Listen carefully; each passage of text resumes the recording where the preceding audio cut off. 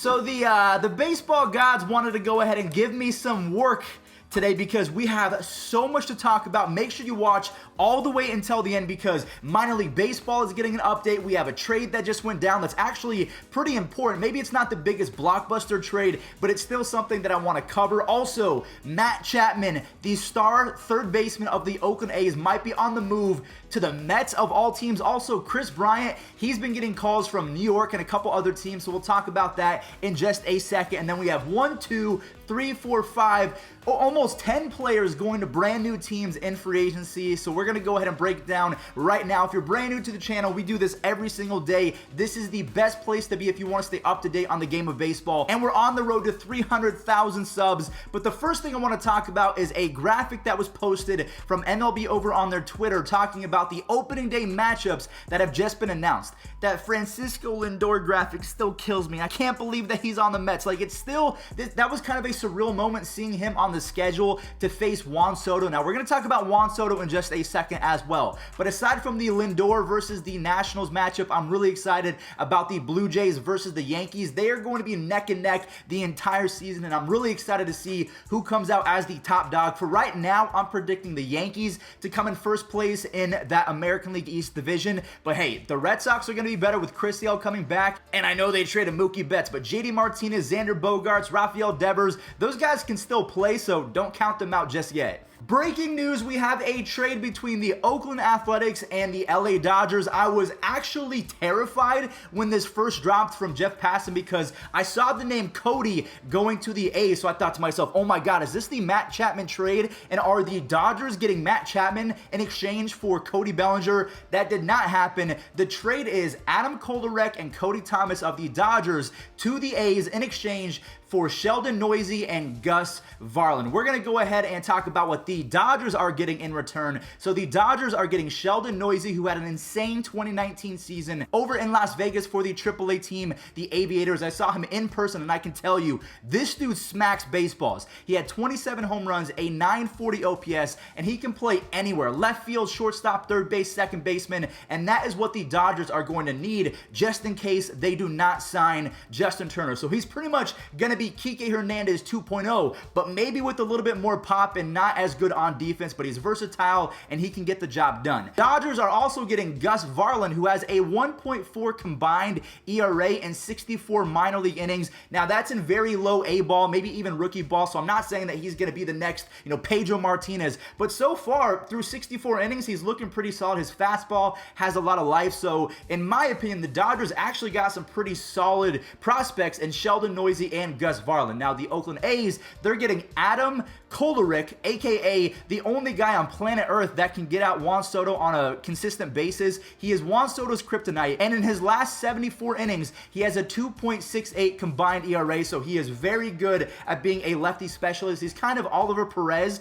We all know Oliver Perez, even though he's old, he's still dominant because for whatever reason, his motion and the way that he pitches, and he gets lefties out consistently to where he is still very valuable in Major League Baseball. So the A's are getting a really good lefty, and then also Cody Thomas, and in 2019 in Double-A, he had 23 home runs, so that sounds really good, but it was kind of empty calories as he has a big strikeout issue, and he only had a 751 OPS. Now, 751 OPS is still considered average, but that has to get better. He has to cut down on the strikeouts, otherwise he is never going to crack the big league roster unless that power just becomes so prodigious that they cannot hold him down any longer. So that's the trade right there. The A's are getting Adam Kolarek and Cody Thomas in exchange for Sheldon Neuse and Gus Varland. To me, the centerpiece of this trade might actually be Sheldon Neuse going to the Dodgers because I've seen him in person. The pop is real. So does this mean that the Dodgers are not going to sign Justin Turner?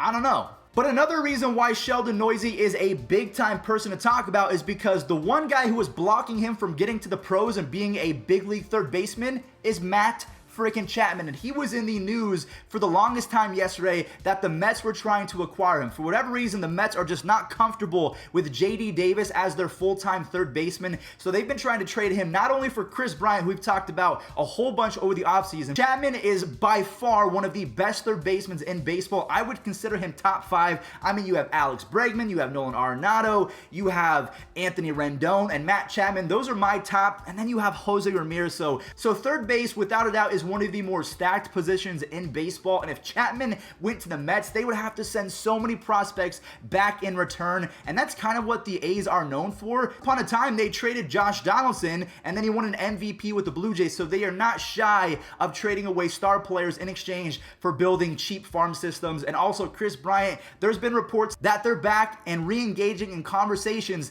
to try and acquire Kris Bryant, but to me, that's most likely not going to happen. I believe that the Mets are a World Series favorite right now, even without a Matt Chapman or a Kris Bryant. JD Davis rakes. Maybe he's not the best defender, but offensively, that Mets lineup, I mean, it's definitely top 5 in all of baseball. So if you disagree, please let me know. If you agree, let me know in the comment section down below. But that does it really for the trades and really the rumors surrounding Matt Chapman, the A's, the Mets, and the Dodgers. All right, so bear with me. We're going to move pretty quick through all of the free agent signings because some of them are not a huge deal. They were minor league invitations. Starting off with the Indians, they have invited Billy Hamilton and Ben Gamel to minor league deals. So if they make the squad, I mean, fine. Billy Hamilton, once upon a time, was one of the more exciting players in baseball because of his defense and his just legendary speed. Joe Panik has signed with the Blue Jays on a minor league deal. Again, used to be a star with the San Francisco Giants, but it's kind of faded away into the ether of baseball because he's not been very good.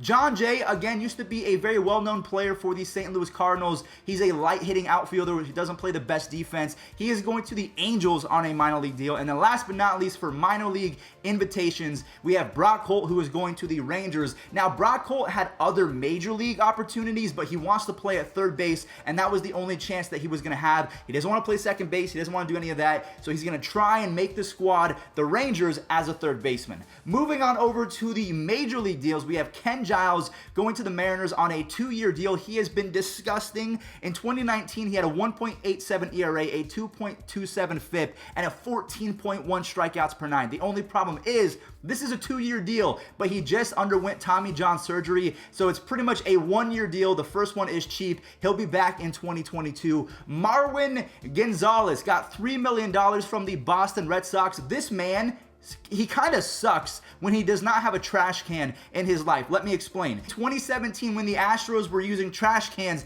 and cheating by banging on them, he had a 907 OPS. Since then, in over 300 games, he has a 713 OPS. He pretty much stole $21 million from the Minnesota Twins, and I think that's hilarious because he had a breakout season because he was cheating, and then all of a sudden, he is stealing money, and that is not okay with me. David Phelps is going to the Blue Jays for just under $2 million.